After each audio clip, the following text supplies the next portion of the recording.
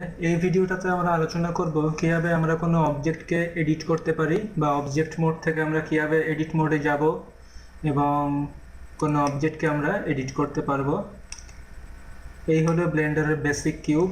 আমরা যদি নিচে এখানে দেখি তাহলে দেখতে পারবো যে এখানে অবজেক্ট মোড রয়েছে এবং তার পাশে যে অ্যারো কি রয়েছে সেই অ্যারো কিতে যদি আমরা ক্লিক করি তাহলে আমরা এখানে বিভিন্ন মোডগুলো দেখতে পাবো।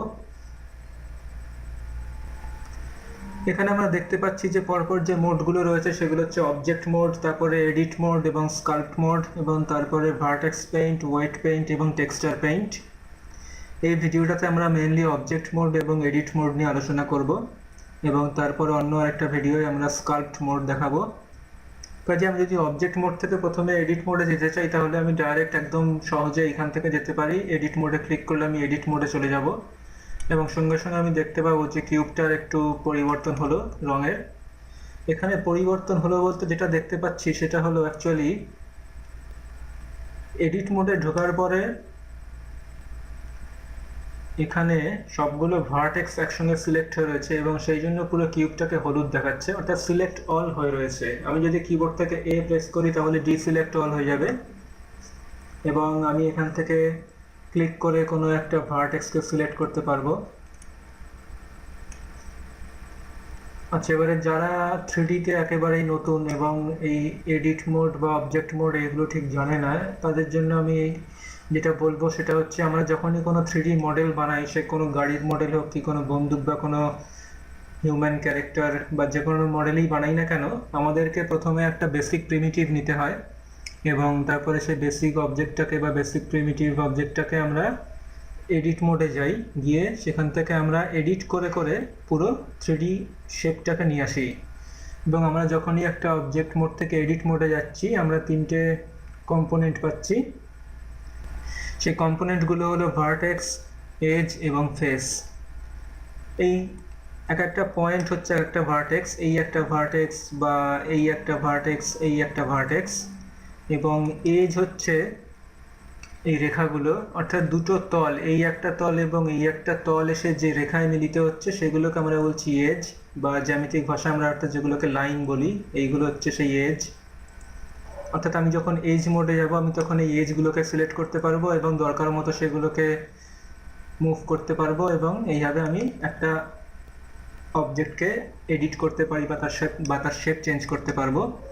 এবং 3 নম্বর যে মোডটা হচ্ছে সেটা হচ্ছে ফেস মোড, অর্থাৎ এক একটা তল বা এক একটা ফেস। আমি যদি ফেস মোডে যাই তাহলে আমি এখান থেকে ক্লিক করলে এই গোটা ফেসটা সিলেক্ট হবে, বা এখানে যদি আমি ক্লিক করি তাহলে এই গোটা ফেসটা সিলেক্ট হবে এবং তারপরে আমি সেইটাকে দরকার মতো তার পজিশন চেঞ্জ করতে পারবো বা সেটাকে দরকার হলে আমি রোটেট করতে পারবো এবং এইভাবে আমি কোনো 3D মডেলের শেপ চেঞ্জ করতে পারবো বা দরকার মতো তাকে শেপ দিতে পারবো। তাহলে এই হচ্ছে এডিট মোড, অর্থাৎ আমি যখনই কোনো অবজেক্ট তৈরি করবো আমাকে এডিট মোডে যেতেই হবে। এবং ব্লেন্ডারে এডিট মোডে যাওয়ার শর্টকাট কি হচ্ছে কন্ট্রোল হোল্ড করে রেখে ট্যাব প্রেস করা। তো আমি যদি কিবোর্ড থেকে কন্ট্রোল হোল্ড করে রেখে ট্যাব প্রেস করি তাহলে আমরা মেশ সিলেক্ট মোড বা এডিট মোডের এই তিনটি অপশান দেখতে পাবো এবং তারপর আমার যে মোডটা দরকার আমি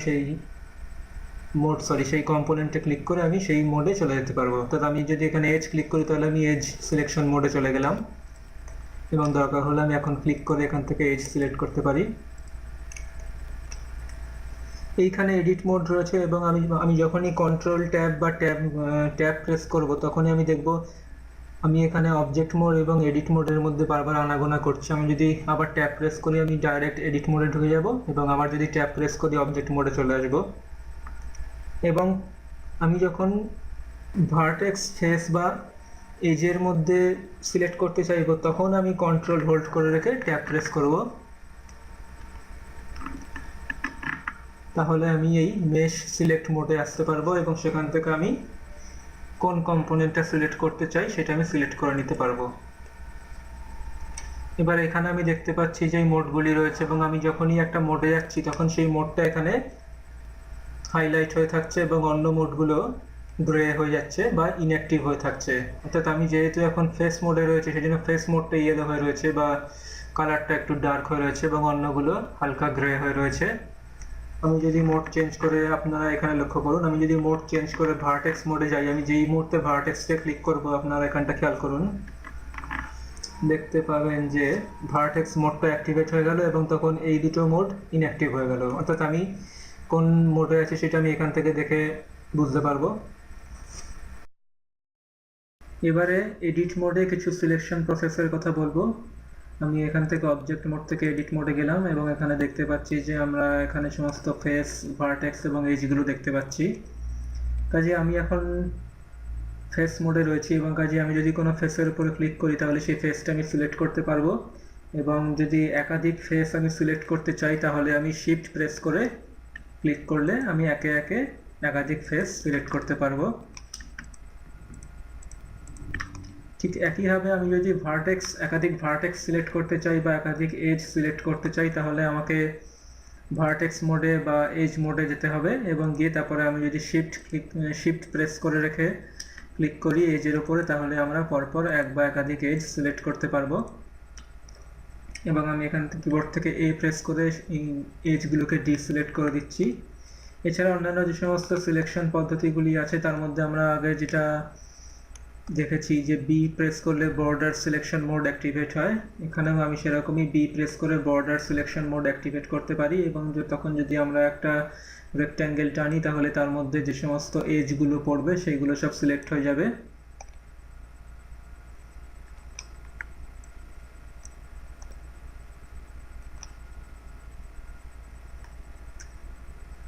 এবং যদি আমরা এখানে দেখতে পাচ্ছি সমস্ত এজগুলো সিলেক্ট হয়েছে এবং যদি আমরা এখান থেকে ফেস মোডে যাই তাহলে আমরা এখানে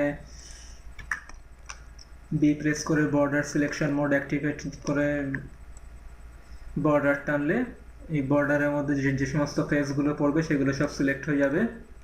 এছাড়া সি প্রেস করলে সার্কেল সিলেকশন মোড অ্যাক্টিভেট হবে, যদি সি প্রেস করি তাহলে এখানে সেই সার্কেল সিলেকশন অ্যাক্টিভেট হয়েছে এবং এখন যদি আমরা ক্লিক করি তাহলে সেই সার্কেলের ভেতরে যে সমস্ত ফেসগুলো আমরা পাচ্ছি সেগুলো সব সিলেক্ট হচ্ছে। আমি রাইট ক্লিক করে সার্কেল সিলেকশন মোড থেকে বেরিয়ে গেলাম এবং কিবোর্ড থেকে এ প্রেস করে ডিসিলেক্ট অল করে দিলাম। এছাড়া আরেকটা যে সিলেকশন প্রসেস আছে সেটা হচ্ছে ল্যাসো সিলেকশন প্রসেস, অর্থাৎ আমরা ল্যাসো টুল ব্যবহার করে একাধিক ভার্টেক্স বা এজ বা ফেসকে সিলেক্ট করতে পারি। ব্লেন্ডারে ল্যাসো সিলেকশনের প্রসেস হলো কন্ট্রোল টিপে রেখে রাইট ক্লিক করে আমরা ল্যাসো সিলেক্ট করতে পারি। এইভাবে আমরা ল্যাসো সিলেকশন প্রসেসের মাধ্যমেও ব্লেন্ডারে সিলেক্ট করতে পারি। যথারীতি কিবোর্ড থেকে এ প্রেস করে এই সমস্ত সিলেক্টেড ফেসগুলোকে ডিসিলেক্ট করে দিলাম। তবে এখানে আমরা দেখতে পাচ্ছি যে আমাদের সামনের দিকে যে সমস্ত ভার্টেক্স বা এজ বা ফেস রয়েছে, অর্থাৎ যে সমস্ত এজ বা ফেস বা ভার্টেক্সগুলো দৃশ্যমান রয়েছে আমরা শুধুমাত্র সেগুলোকেই সিলেক্ট করতে পাচ্ছি, কিন্তু উল্টো দিকে যে সমস্ত ভার্টেক্স বা এজ বা ফেস থাকছে সেগুলোকে আমরা দেখতে পাচ্ছি না বা সামনের দিক থেকে সেগুলোকে একেবারে সিলেক্ট করতে পাচ্ছি না। যদি সেই রকম সিলেক্ট করার দরকার হয় তাহলে আমরা ওয়ারফ্রেম মোডে গিয়ে সেই সমস্ত পেছন দিককার ভার্টেক্স বা এজ বা ফেসগুলোকে সিলেক্ট করতে পারি এবং ওয়ারফ্রেম মোডে যাওয়ার শর্টকাট কি হলো ব্লেন্ডারে জেড।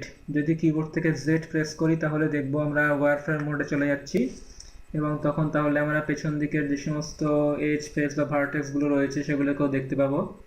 অর্থাৎ আমি যদি এখন ভার্টেক্স মোডে যাই, আমি এখানে ক্লিক করে ভার্টেক্স মোডে গেলাম এবং গিয়ে যদি আমার পেছন দিকের এই ভার্টেক্সটা সিলেক্ট করা দরকার হয় আমি সামনের দিক থেকে ক্লিক করে এই ভার্টেক্সটাকে সিলেক্ট করতে পারবো। কিন্তু যদি আমরা সলিড মোডে থাকি বা টেক্সচার মোডে থাকি তখন কিন্তু আমরা সামনের দিক থেকে সেই ভার্টেক্সটাকে দেখতে পাচ্ছি না বা কোনোভাবে সেটাকে আমরা সিলেক্ট করতে পারবো না।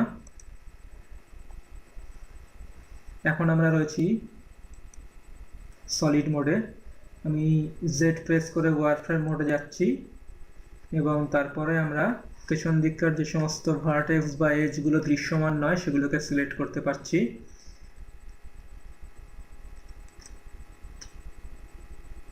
যথারীতি আমি শিফট টিপে রেখে এক বা একাধিক ভার্টেক্স বা এজকে আমরা সিলেক্ট করতে পারবো বা ফেসকে সিলেক্ট করতে পারবো, বা কন্ট্রোল প্রেস করে রাইট ক্লিক করে ল্যাসো সিলেকশন পদ্ধতির মাধ্যমে আমরা এই সিলেকশন করতে পারবো। আমি এখান থেকে আপাতত এ টিপে ডিসিলেক্ট অল করে দিলাম। তাহলে এই হলো এডিট মোডে ভার্টেক্স বা এজ বা বিভিন্ন ফেস সিলেক্ট করার কিছু পদ্ধতি।